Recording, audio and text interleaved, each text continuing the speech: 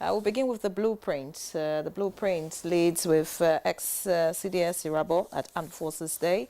War veterans protest over entitlements mustn't be allowed to fester. War veterans protest over entitlements mustn't be allowed to fester. Rider urges tax rebate, post-traumatic stress disorder facility for retirees. Both that appropriation tax reform bills reps priority in 2025. That's coming from the speaker. Away from that, CBN sanctions 9 banks for failing to dispense cash via ATMs. That's on page 21. Above the masthead, Wike signs 5,481 C of O, 5,481 C of O in 1 year. Allottees get documents in 2 weeks. That's on page 10. Away from that, let's just see 1 or 2 more stories in front of the blueprint. 2025 budget for Information Ministry grossly inadequate. That's according to the Senate. Rider, National Assembly proposes 12 trillion revenue for customs, 180 billion naira for NDIC.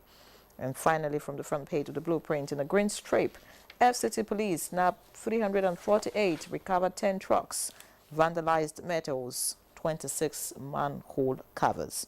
That's on page 7. The Daily Asset is next. Daily Asset leads with Defense Ministry demands 20 billion naira for families of deceased soldiers.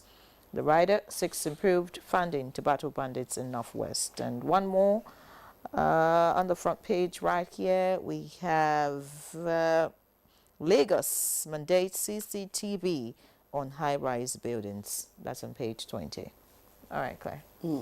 Okay, let's take a look at the New Telegraph, and it's leading with insecurity. Simon Ekpa's arrest in Finland reduced tensions in the southeast. That's according to the CDS. Says, of course, there are riders there. And picture story, President Bola Ahmed Tinubu at the UAE Sustainability Week in United Arab Emirates yesterday. Below that, AGF Agbemi confirms return of $110 million stolen assets. Now, CBN fines 9 banks 150 million naira each for failing to dispense cash via ATMs during the Yuletide. It's on page 3. CBN fines 9 banks 150 million naira each for failing to dispense cash via ATMs during Yuletide, and lay security agents to crack down on illegal cash hawkers. And food security, federal government deploys tech to enhance food production, targets self-sufficiency and exportation. And farmer header crisis, NASDAQ's livestock minister has 11.8 billion naira budget insufficient for ministries takeoff. And there are quite a number of other stories. Just one more before Chukwudi comes in. PMS, improved local refining, cut importation by 68% to 119 million. Sorry, I take that again. PMS, improved local refining, cut importation by 68% to 119 million liters. Chukwudi, I actually wanted to ask Musbao, the Nigerian who won the award yesterday in UAE, won for his for innovation in homegrown foods. And I thought that was significant. I wanted to know what kind of food, won him the award, and it's in sync, aligns with the story we have on the front page of our leadership, talking about self-sufficiency and federal government deploying tech to enhance our food production. Nigeria is a land of innovation. Nigeria is a land of creativity. What you usually ask for is further enhancement of the environment to let people realize their potential. Nobody has ever had an iota of doubt that we really, when called up, perform to the expectation of everyone. So I'm not surprised that that delicacy won because Nigeria is the home of delicacies. You cross cultures. You stay there, when I had not started traversing the little bit of Nigeria I've gone to, I thought apple and rice were the only delicacies in the world, you know. Yam. You go to a place like Jos, for instance, you get treated to cereals, and you say, thank you, God. And you find out that... And you get to Benue. Of course, you know they're the every food basket of the nation. So I'm not surprised that our candidate, you know, sister got the award. She got Yeri. I don't know if you've seen those clips. You know, clips of some foreign chefs. You know, turning our pounded yam amala, and I was surprised. In fact, the way, you know, he was stirring the amala. That's the cassava flour. Remember that the soldier actually produced the yam pounder way back in time. Oh, really? You're not aware of that? No. Oh, yes. A Nigerian soldier, actually, an officer, you know, the yam pounder. Yeah. Wow. So we always have it there. The enabling environment is what we ask for, so that Nigerians can happen naturally.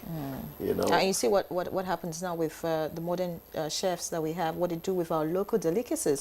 They present it, I mean, international forums, and then you're surprised. You're like, is this the eba and the akpu I eat back home? You know, well presented and very nobody needs tasty. to hide that it is Nigerian rice they are selling, because Nigerian rice is now up there. Let's not mention any brand so we don't advertise, but I was surprised when they told me that the particular brand was Nigerian rice.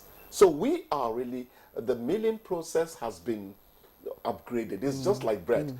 Nobody produces poor bread anymore, because competition has made it mandatory for you to be, you know, up there. Like you said, you lose the market. Like you said, the enabling environment, and then innovation and technology to infuse sustainability. That's it's just all within the environment. That's just what we need. Yes.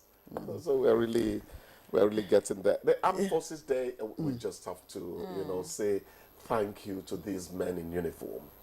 You know, a soldier is a man of integrity. Don't give me the crap about his working for his pay.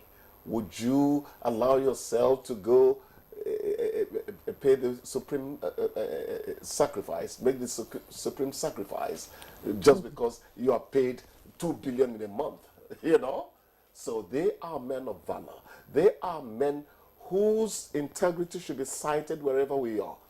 And Claire, I dare say, I hope, this is a bit debatable, is the soldiers, is the army that has been keeping this country together.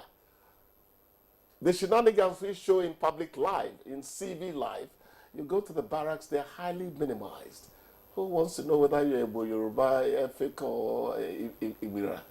So you know, the soldiers have to be praised. Like but let us give them their entitlements as at when due. It is very important. Like the producer rightly put it, they are the first line in our defense and protecting the integrity of this nation. And I always at times like this, I always recall our trip to Maiduguri, and because you see the memory will never fade. When you visit soldiers in the front line at their duty posts, fighting battles, you know, it sticks. It's something that, it's a memory that you carry for the rest of your life. And they too appreciate your being there, because you've humanized their job a bit. You know, you really need to see this man. So whenever you see a soldier, and whenever I see any, you know, soldier anywhere, I give them that respect. If I'm on the queue to buy anything and I see a soldier, I shift.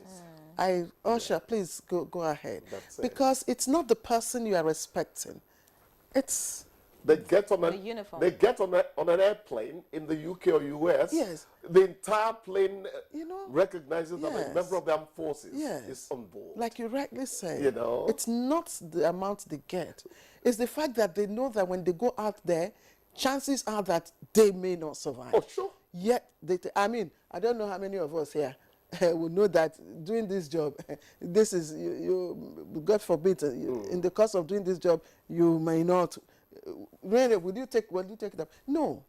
So it's a great sacrifice that those men, you know, yes, and we are not just restricting to soldiers. We are only saying today is the day to remember and honor Yes. this category of people. Other arms of, Nigerian military equally also, important. yes, are equally important.